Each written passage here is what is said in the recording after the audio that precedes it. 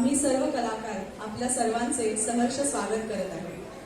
प्रथम ज्ञानेश्वर महाराज संस्थान कमिटी आळंदी यांचे आम्ही इथे आम्हाला कार्यक्रम करायला दिल्याबद्दल आभार मानत आहोत। ज्ञानदेव म्हणे हरिकथा करणे सुटेल धरणे प्रपंचाचे, हरिमुखे म्हणा पुण्याची गणना कोण करे।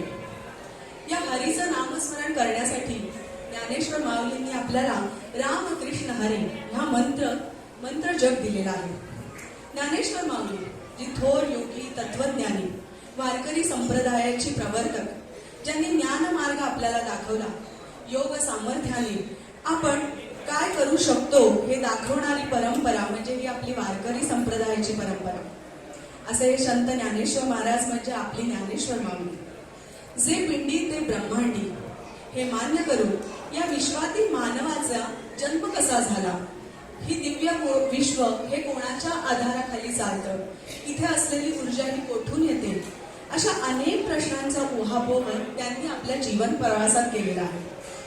असाध्य ते साध्य आपण मनुष्य करू शकतो याचा प्रत्यय त्यांनी आपल्या आयुष्यामध्ये विविध चमत्कार घडवून केला।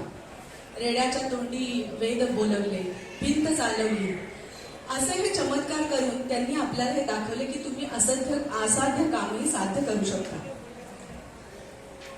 भावार्थ दीपिका, अमृतानुभव, चांगदेव पासष्टी, हरिपाठाचे अभंग असे अनेक ग्रंथ लिहून आपल्याला वेगळ्या एक साहित्याची निर्मिती त्यांनी करून दिली। आता विश्वात्मके देवे येणे वाग्यत्वे तोषावे, तोषो निमज द्यावे बसाय दानवे।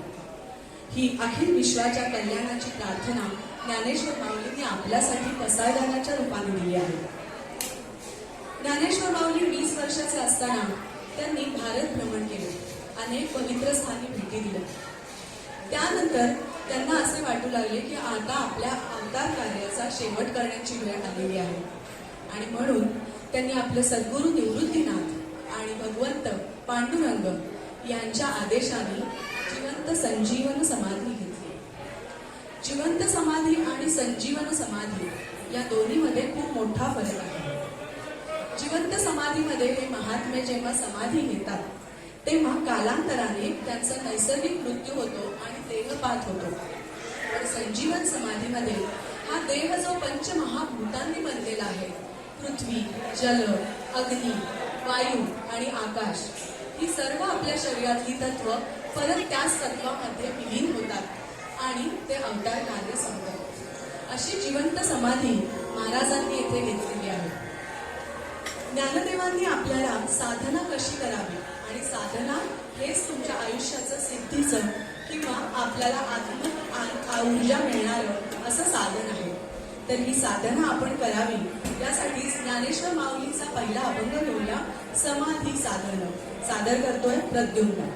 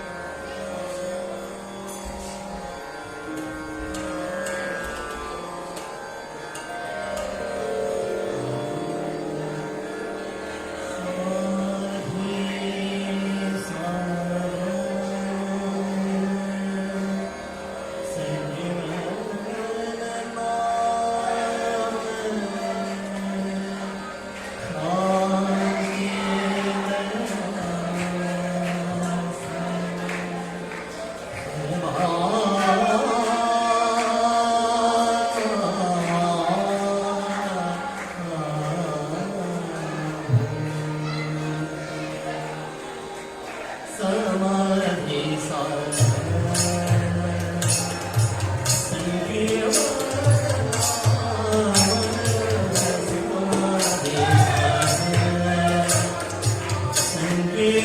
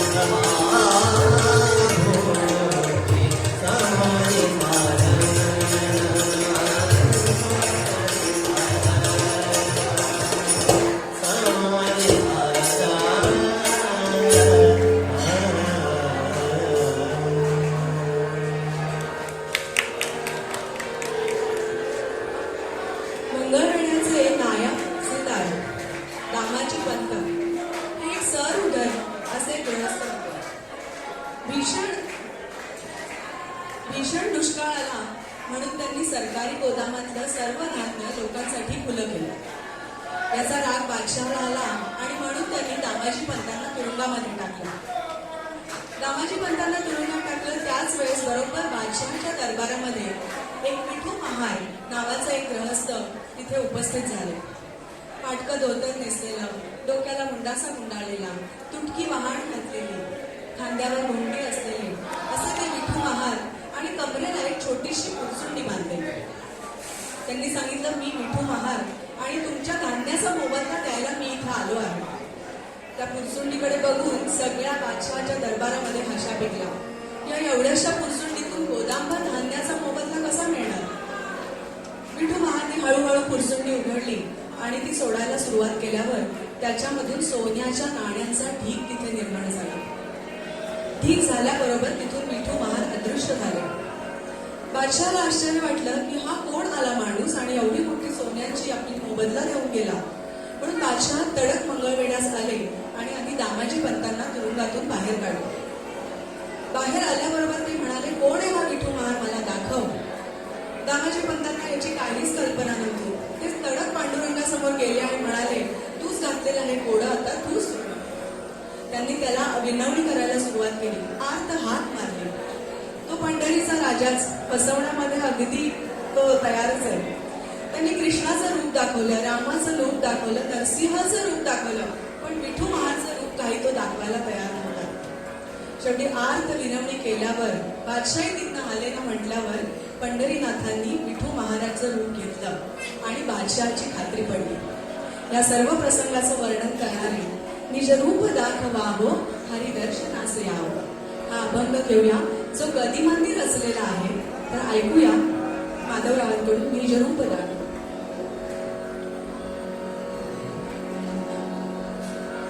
निज रूप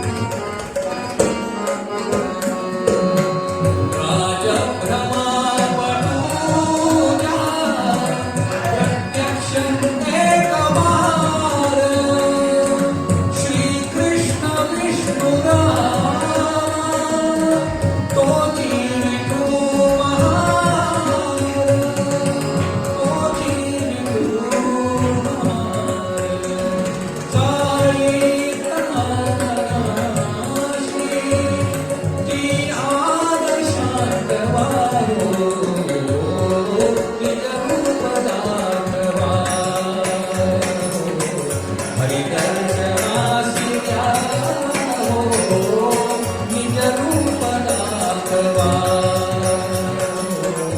हरिदर्शनासी या हो निज रूप दाखवा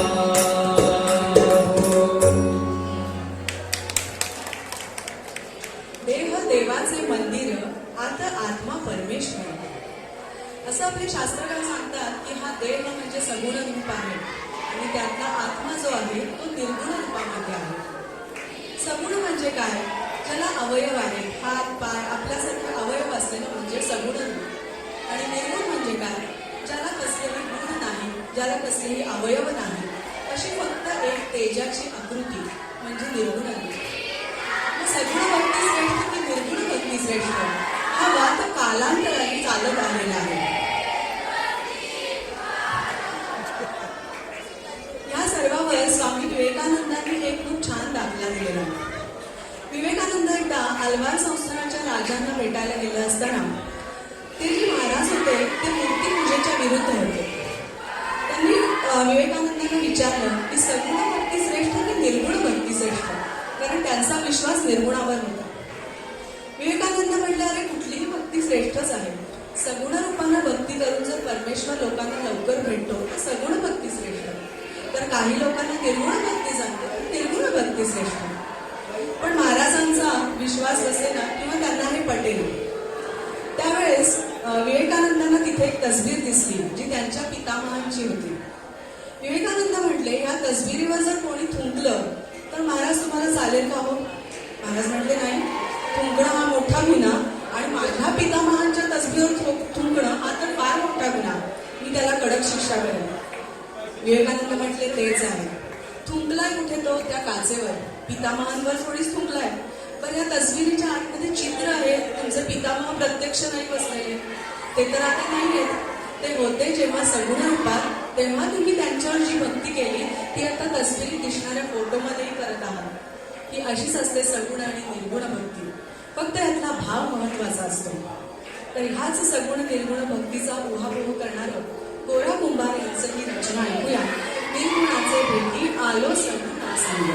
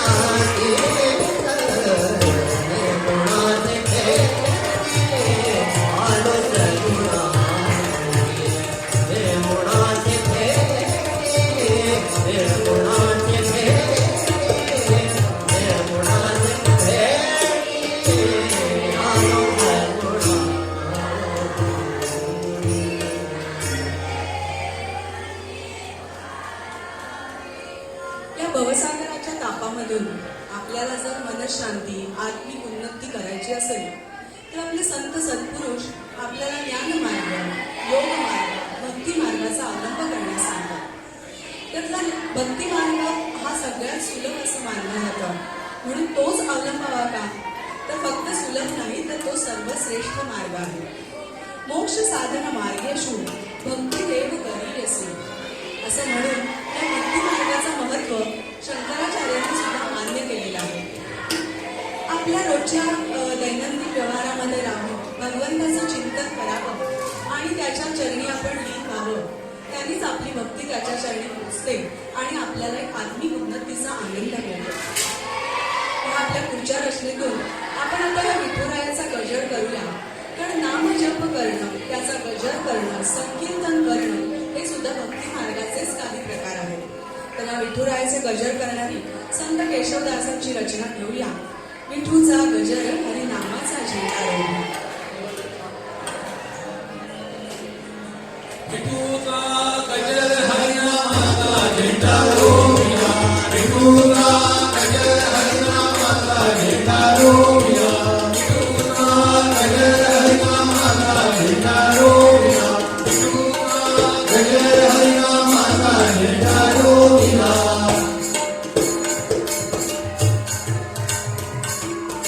या विठूचा गजर हरिनामाचा झेंडा रोवूया. या विठूचा गजर हरिनामाचा झेंडा रोवूया. अहो या संतांचा संतांचा मेळा गोपाळाचा डाव मांडला. या विठूचा गजर हरिनामाचा झेंडा रोवूया. या विठूचा गजर हरिनामाचा झेंडा रोवूया. कौल घेतला लिहून 100 वर्षे जाणं. कौल घेतला लिहून 100 वर्षे जाणं. नांगर धरला सत्वाचा बैल मन पवनाचा डाव मांडला. या विठूचा गजर हरिनामाचा झेंडा रोवूया. या विठूचा गजर हरिनामाचा झेंडा रोवूया. उफाळण प्रेमाची काढली, उफाळण प्रेमाची काढली. स्वस्थ बसूनी सद्गुरुवरी, स्वस्थ बसूनी सद्गुरुवरी. त्याला घेतला ज्ञानाचा, त्याला घेतला ज्ञानाचा तोच अमृताचा डाव मांडला. या विठूचा गजर हरिनामाचा झेंडा रोवूया. या विठूचा गजर हरिनामाचा झेंडा रोवूया. पंचतत्वांची गोफण क्रोध पाखरे जाणे. पंचतत्वांची गोफण क्रोध पाखरे जाणे. झोंड घेतला ज्ञानाचा कैतसे जागर घेऊन. केशवदास म्हणे संतांचा, म्हणे संतांचा, म्हणे संतांचा. केशवदास म्हणे संतांचा मेळा गोपाळाचा डाव मांडला. या विठूचा गजर हरिनामाचा झेंडा रोवूया. या विठूचा गजर हरिनामाचा झेंडा रोवूया. झेंडा रोवूया. झेंडा रोवूया. विठूचा गजर हरिनामाचा झेंडा रोवूया. विठूचा गजर हरिनामाचा झेंडा रोवूया. विठूचा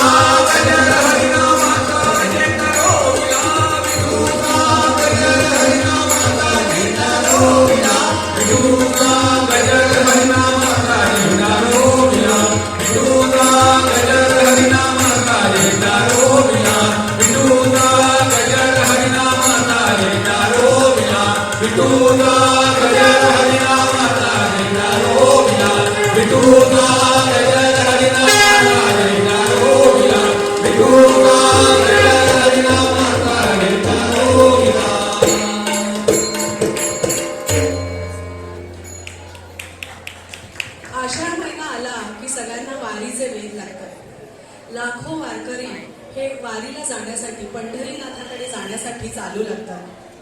या वारीमध्ये कुठलाही जातीभेद नसतो, कोणी गरीब श्रीमंत नसतं. तर हे सगळे भेद गळून तिथे फक्त एकत्वाची भावना निर्माण झालेली असते. गेली 700 ते 800 वर्षापासून ही वारी चालू आहे, पण ह्यात कुठल्याही जाती धर्माची लोक ह्या विठुरायाच्या चरणी लीन होण्यासाठी या वारीमधून चालत येतात. पूर्वीच्या या वारीमध्ये नामदेव शिंपी होते, चोखा मेळा होते, यसोबा खेचर होते, संत जनी होती, कान्होपात्र गणित कान्होपात्र होती. ह्या कुणामध्येही कसलाही भेद नव्हता. ह्या सर्व मांदियाळी संतांच्या मांदियाळीमध्ये एक दाम्पत्य आहे ज्यांनी आपलं वेगळं श्रेष्ठत्व सिद्ध केलं, ते म्हणजे चोखा मेळा आणि त्यांच्या पत्नी सोयराबाई. जातीने हीन कुळात जन्माला आल्यामुळे त्यांना समाजाची खूप अवहेलना स्वीकारावी लागली. त्यात सोयराबाई ह्या स्त्री, त्यामुळे त्यांना तर फारच त्रास या समाजाने दिलेला आहे. तरी पण ह्या स्त्रीची एवढी भगवंतासाठी ओढ होती, ज्ञानप्राप्तीसाठी ओढ होती, की या सर्व समाजाविरुद्ध लढून तिने ही ज्ञानप्राप्ती, आत्मिक ज्ञान हे मिळवलं. आणि हे तिला मिळालेलं ज्ञान सांगण्यासाठी त्यांनी अनेक अभंगांची रचना केली. त्या म्हणत हे अभंग आधी स्वतःसाठी स्वतः मी ते आचरले आणि आता मी ते सर्वांसाठी आणले. ह्या सोयराबाईंचा एक अभंग घेऊया. टाळ दिंडीचा गजर, विठ्ठल नामाचा उच्चार.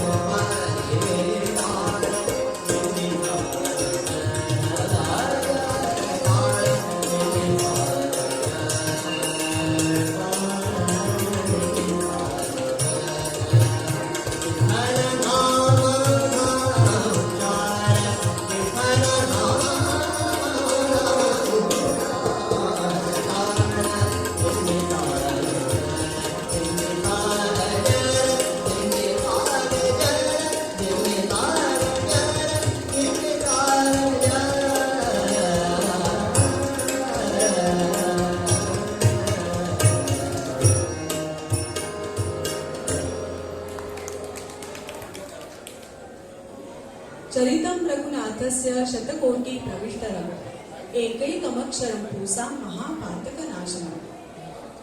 हे आपले प्रभू श्रीराम, ज्यांचे हे चरित्र वाल्मिकी ऋषींनी लिहिलं.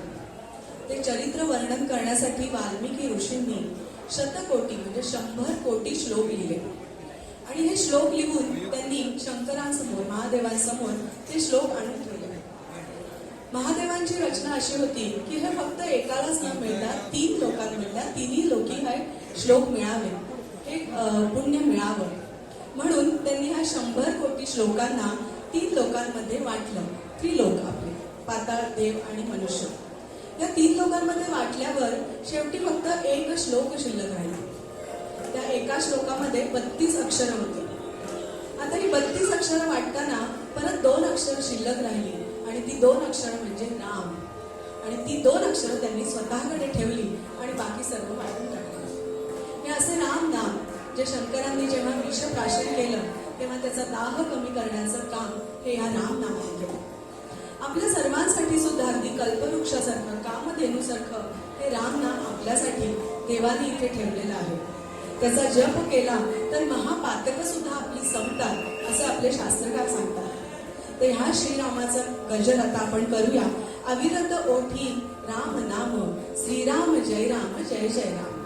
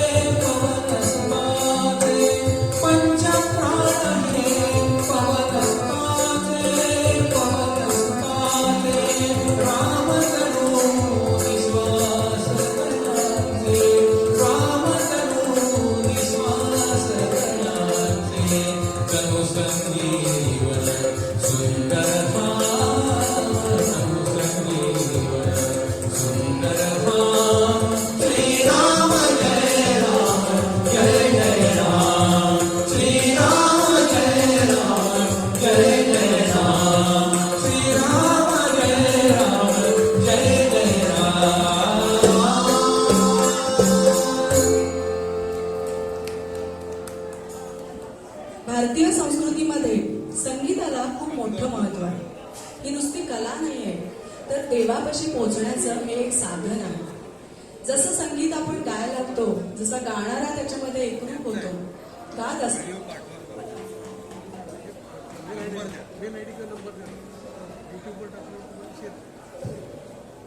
महाराष्ट्रात जसे अनेक संत होऊन गेले, तसेच आपल्या शेजारचंच एक राज्य आहे कर्नाटक, त्यामध्ये बरेच संत होऊन गेले. संत मध्वाचार्य, कनकदास, संत राघवेंद्र स्वामी, पुरंदरदास, या सर्व संतांनी सुद्धा भक्तीची शिकवण त्या लोकांना दिलेली आहे. त्यातले पुरंदरदास यांची जर रचना आपण बघितली तर या प्रत्येक रचनेमध्ये ते पुरंदरा विठ्ठलू असं म्हणत, कारण पुरंदरदास हे विठ्ठलाचे भक्त होते. त्यांनी त्या काळी जो वैष्णव धर्मांचा जो 16 ओळ्याचा प्रचार कर्नाटकमध्ये खूप होता, त्याच्यावर परखडपणे टीका केलेली आहे. ते म्हणत, तुमचं मन स्वच्छ असताना जर तुम्ही देवाची पूजा केली तर तीच 16 झालेली देवाची पूजा आहे. असे या पुरंदरदासांनी अनेक अभंग रचले आणि ते सर्वसामान्यांपर्यंत पोहोचवले. भगवान विष्णूची पत्नी श्री लक्ष्मी, या लक्ष्मीचं वर्णन करणारी त्यांची एक रचना आहे, ज्यामध्ये ते म्हणतात की ही पवित्र स्वभावाची अशी लक्ष्मी, जी सर्व दागिने अलंकार घालून सजलेली आहे, जिच्या चेहऱ्यावर हास्य आहे, अशी ही भाग्य धनधान्य आपला घेऊन येणारी ही लक्ष्मी, तू माझ्या घरी ये, ते भाग्य माझ्या घरी घेऊन ये, अशी विनवणी करणारी त्यांची रचना हे कानडी भजन आहे. भाग्यदा लक्ष्मी बारम्मा सादर करत आहे अश्विन. भाग्यदा लक्ष्मी बारम्मा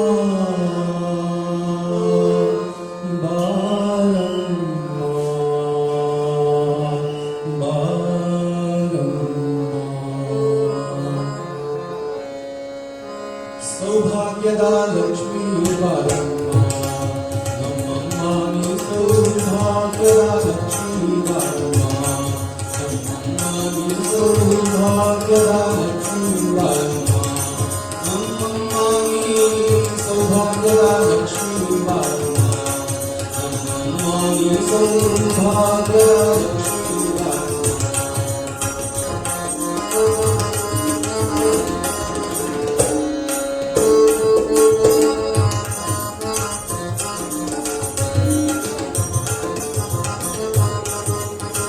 जय कांजळा धन्य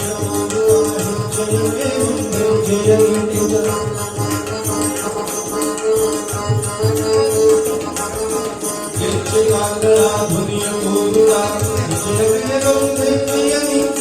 सजन साधु भाग्यदा लक्ष्मी बारम्मा नममामि सौभाग्यदा लक्ष्मी बारम्मा नममामि सौभाग्यदा लक्ष्मी बारम्मा.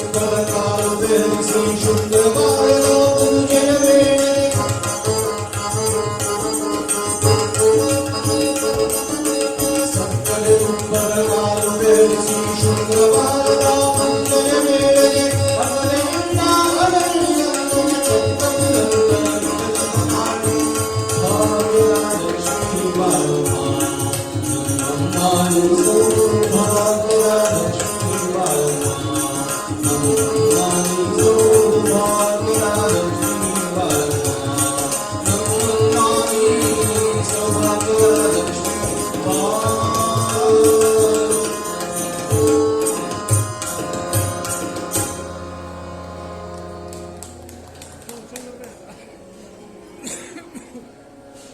अशा या संगीतामध्ये आपण जेव्हा एकरूप होतो, गाणारा तर होतच असतो, पण आपण ऐकणारे सुद्धा जेव्हा एकरूप होतो, तर याला शास्त्रकार नाद समाधी असं म्हणतात.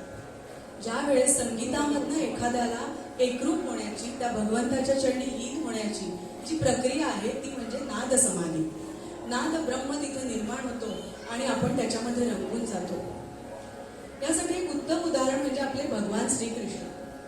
ज्या वेळेस ते बासरी वादन करायला लागायचे तेव्हा वृंदावनामधील सजीव निर्जीव वृक्ष वेली प्राणी पशु गाई वासर गोप गोपिका सगळे त्यामध्ये तल्लीन होऊन आपलं भान विसरून जायचे. ह्याच वेणुनादाचं वर्णन करणारी संत भानुदासांची रचना वृंदावनी वेणू वाजे कवणाचा माय वाजे.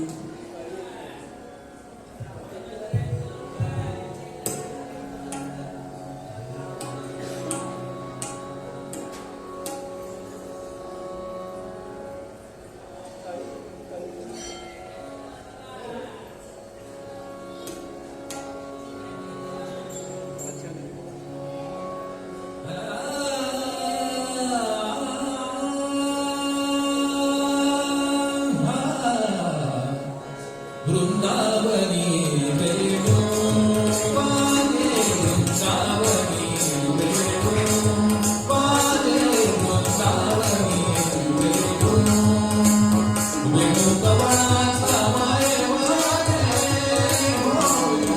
कवणाचा माय वाजे वेणू नाचे गोवर्धन वेणू नाचे गोवर्धन वृंदावनी वेणू वाजे वृंदावनी वेणू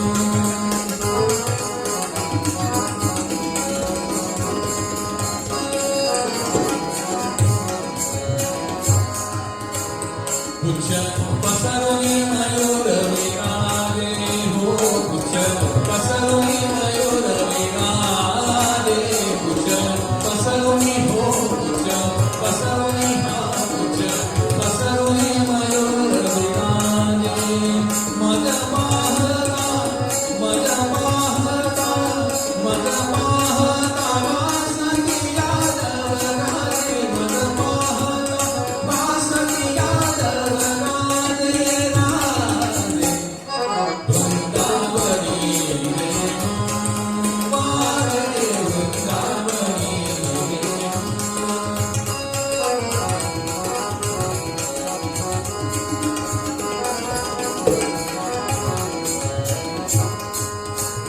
तृणसाराच रूप विसरली तृणसाराच रूप विसरली काही व्याघ्रते केली धारी हो व्याघ्रते केली धारी पक्षी पुढे निवांत राही पक्षी पुढे निवांत राही वैरभाव समोर विसरली हो वैरभाव समोर विसरली वृंदावनी वेणू वाजे वृंदावनी वेणू वाजे वृंदावनी वेणू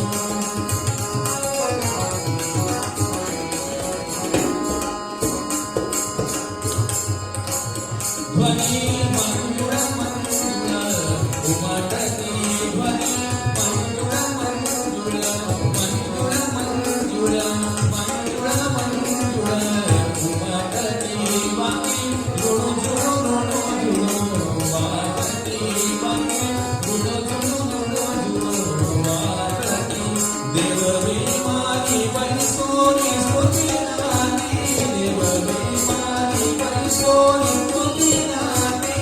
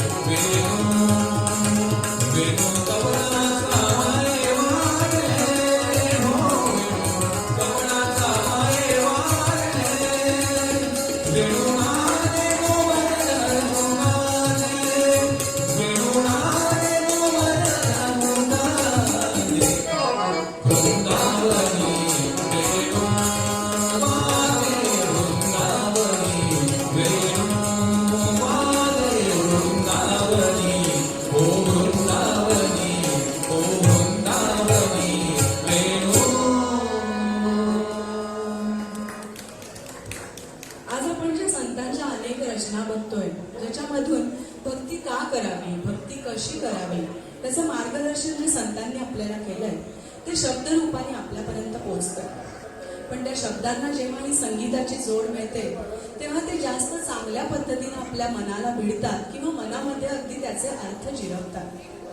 तबल्यावर जेव्हा थाप पडते तेव्हा या पेटीच्या काळ्या पांढऱ्या पट्ट्या नाचायला लागतात. टाळ जेव्हा तिकडे ताल धरतो तेव्हा त्याच्याबरोबर चिपड्या लईमध्ये नाचू लागतात. अशी निर्जीव वाद्य सुद्धा त्यातून आपल्याला भक्तीचं महत्व, नामाचं महत्व सांगताय असं इथे वातावरण आता निर्माण झालेलं आहे. दोन कडव्यांच्या मध्ये जेव्हा तबला पेटीची जुगलबंदी होते त्यावेळेस तर त्या गाण्याला अजूनच अर्थ प्राप्त होतो. एकाने लय धरला की दुसरा त्याला ताल देतो आणि त्या सर्वांच्या मधून जेव्हा नामघोष होतो तेव्हा आपण सर्व मंत्रमुग्ध होतो. अशाच या वाद्यांनी जो भक्तीचा संदेश दिलाय, टाळ बोले चिपळीला नाच माझ्या संग, हे गीत आता ऐकूया प्रद्युम्न.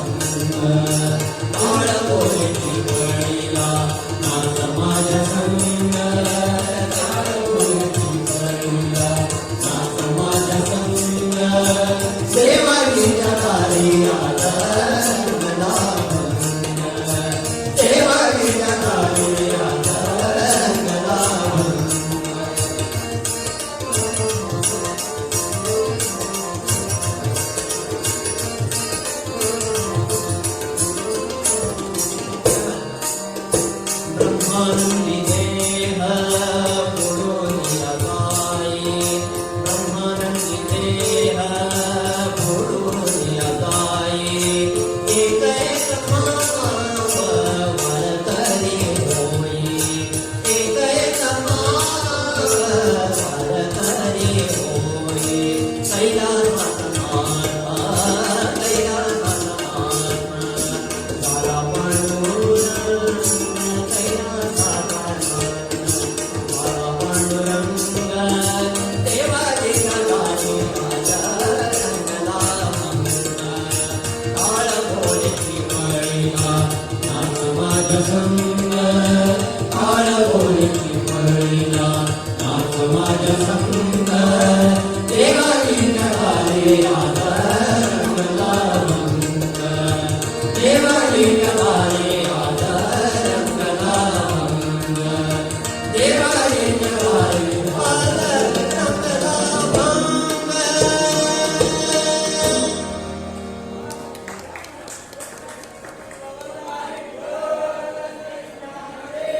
संत चोखामेळा या संतांपैकी एक जे कुळांनी महान होते.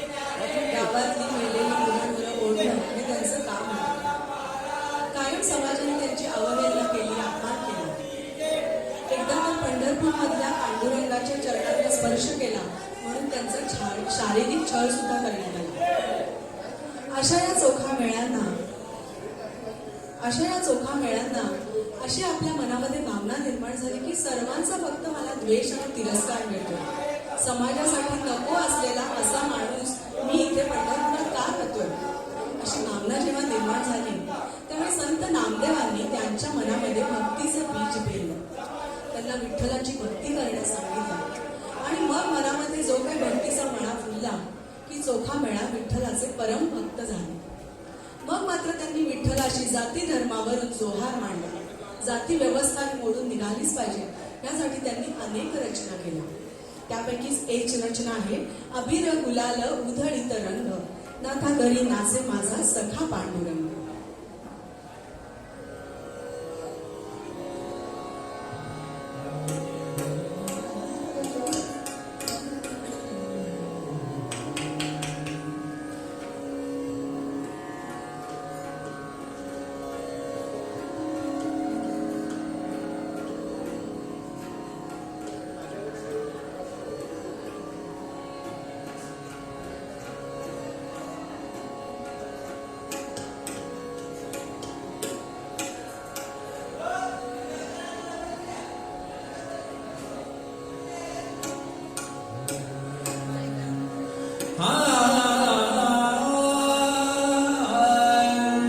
अबीर गुलाल उधळीत रंग अबीर गुलाल उधळीत रंग अबीर गुलाल उधळीत रंग उधळीत रंग उधळीत रंग नाथा घरी नाचे माझा सखा पांडुरंग नाथा घरी नाचे माझा सखा पांडुरंग अबीर गुलाल उधळीत रंग रंग रंग अबीर गुलाल उधळीत रंग नाथा घरी नाचे माझा सखा पांडुरंग.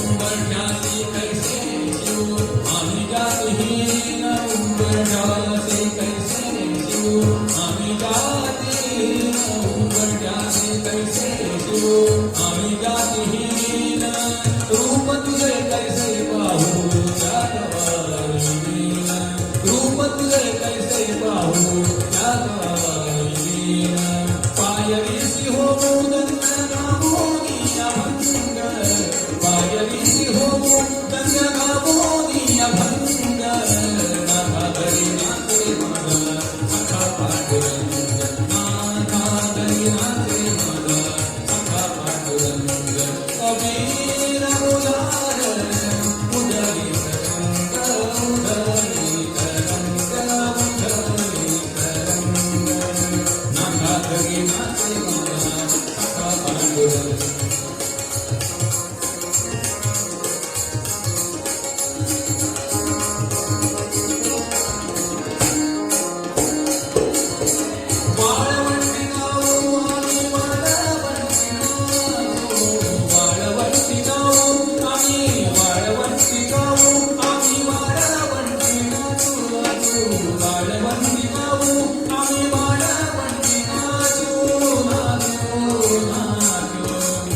फलवंती गाऊ आम्ही वाडावंती नाचू चंद्रभागेच्या पाण्याने चंद्रभागेच्या पाण्याने रंग रंग नाव चंद्रभागेच्या पाण्याने रंग रंग नाव विठ्ठलाचे नाम घेऊ विठ्ठलाचे नाम घेऊ पांडुरंग पांडुरंग पांडुरंग पांडुरंग विठ्ठलाचे नाम घेऊ होमी निसंग राधा हरी नाथे माझा सखा पांडुरंग अबीर मुलार उधरी तरंग अबीर मुलार उधरी तरंग नाथा हरी नाथे माझा सखा पांडुरंग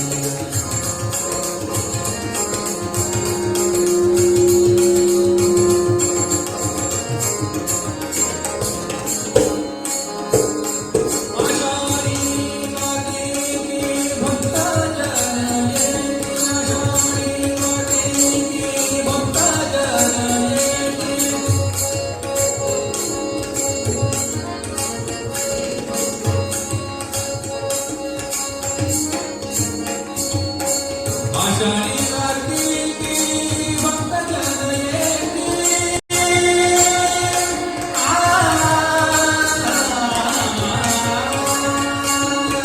आषाढी कार्तिकी भक्तजन येती पंढरीच्या वाड्यावरती संत गोळा होती पंढरीच्या वाड्यावरती संत गोळा ब्रह्ममुहूर्त असं म्हटलं जातं. ही खूप शुभलक्षणी अशी वेळ आहे. या वेळेमध्ये भगवंताची भक्ती केली तर त्याचा आपल्याला वेगळा प्रत्यय मिळतो. अशा या ब्रह्ममुहूर्तावर विठ्ठल भक्त पांडुरंगाला सांगतात की देवा सूर्याच्या सर्व किरणांनी दिशा सजल्या आहेत. वैष्णव जन आपली आतुरतेने बाहेर दरवाजाच्या वाट बघतायत. तर आता आपण उठावे त्यांना दर्शन द्यावे. रखुमाईच्या हातात निरांजन घेऊन आपला औक्षण करण्यासाठी दारामध्ये थांबलेली आहे. असा हा करुणामय गोड असा हा अभंग जो उठ पंढरीचा राजा वाढ वेळ झाला थवा वैष्णवांचा दारी दर्शनासी आला. ऐकूया उदय सरांकडून.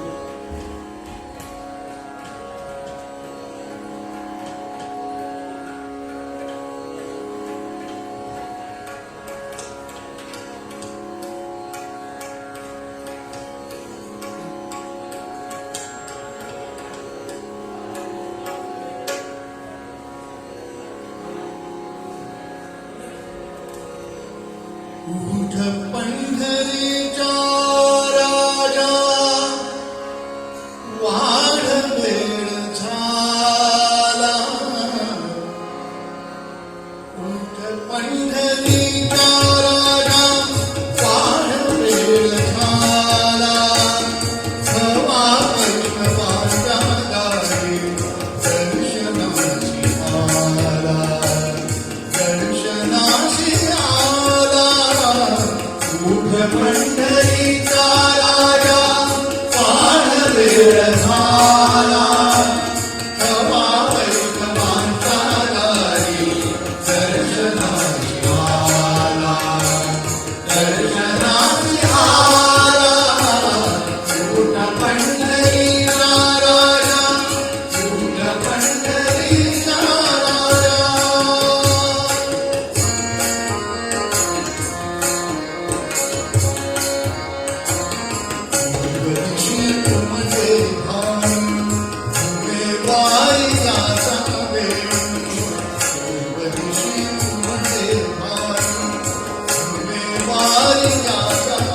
शूर शूर वेणूचा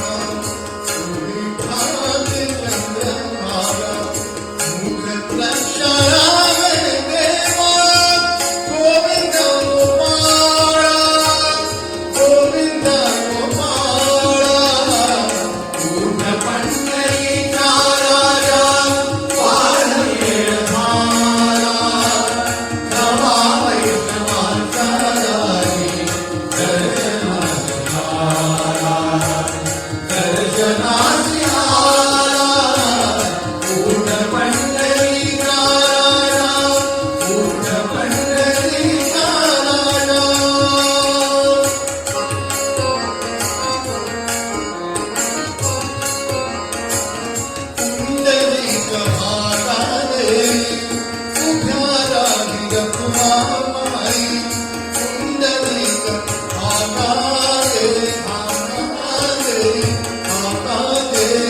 तुझ्या राहिरत माई निरांजनी ठेवून हाती सिद्ध आरतीला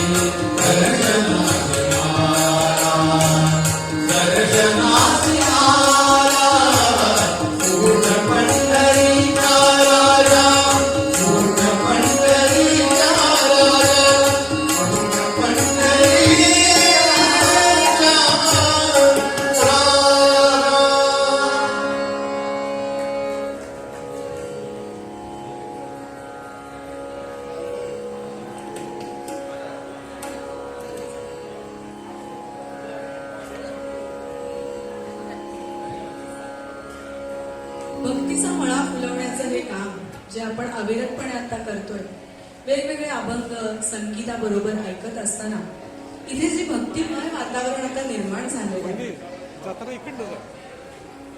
इथे जे भक्तिमय वातावरण निर्माण झालंय हे आपल्या मनातील अनेक विकार दूर करत आहे, आपल्याला भक्तीचा मार्ग दाखवत आहे आणि ही भक्ती फुलवण्याचं काम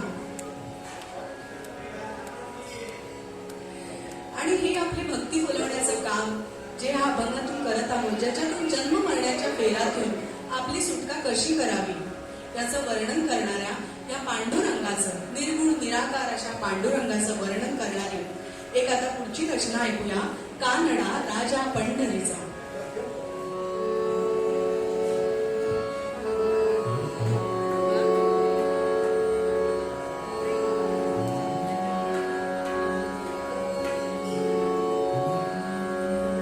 वेदा नाही नाही कळला, वेदा नाही नाही कळला, अंतपारजाचा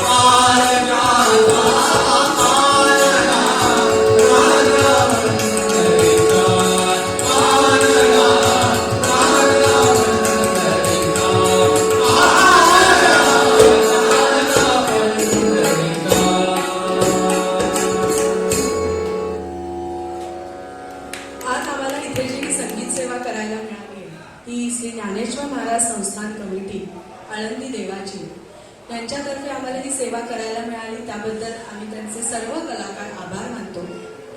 आजची संगीत सेवाचं तर शेवटच्या रचनेकडे आपण वळत आहोत, ज्यामध्ये देवा आम्ही तुझी किती वाट पाहून आज इथे आलो आहोत अशी विनवणी करणाऱ्या संत तुकाराम महाराजांची ही रचना आम्ही घेणार आहोत.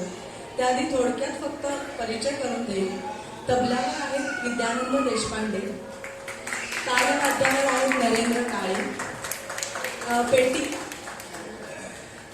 पेटी वाजवत आहेत उदय कुलकर्णी, आणि ह्या सगळ्यांनी साथ देणारे मागे बसले आहेत ते म्हणजे अश्विन आपटे. आणि आजचे आपले दोन गायक म्हणजे प्रद्युम्न नाडगौडा आणि माधव आघारकर सर. आणि मी निवेदिका ऋषाली आपटे. तर ही शेवटची भैरवी घेऊन आज आता आपण या संगीत सभेची सांगता करूया. तर भैरवी आहे किती तुझी वाट पाहू रे विठ्ठल.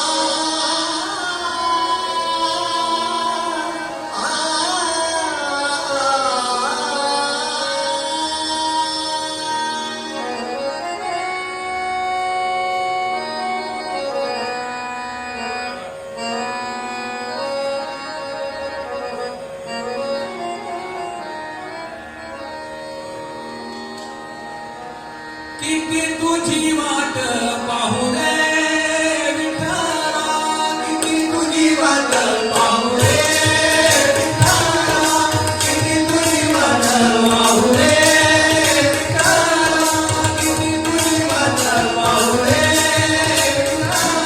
कंठ हा गोकळा आरती काय, कंठ हा गोकळा आरती काय, कंठ हा गोकळा आरती काय, किती तुझी वाट पाहू रे विठ्ठला, किती तुझी वाट पाहू रे.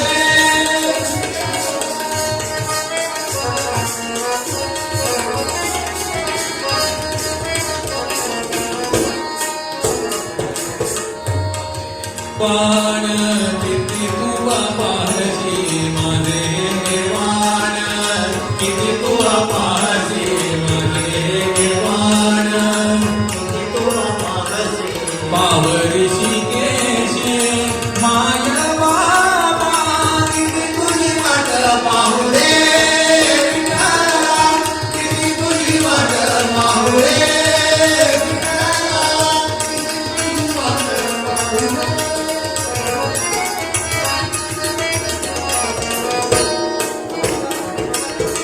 जीवना वेगळा तळमळी माझा, जीवना वेगळा तळमळी माझा, जीवना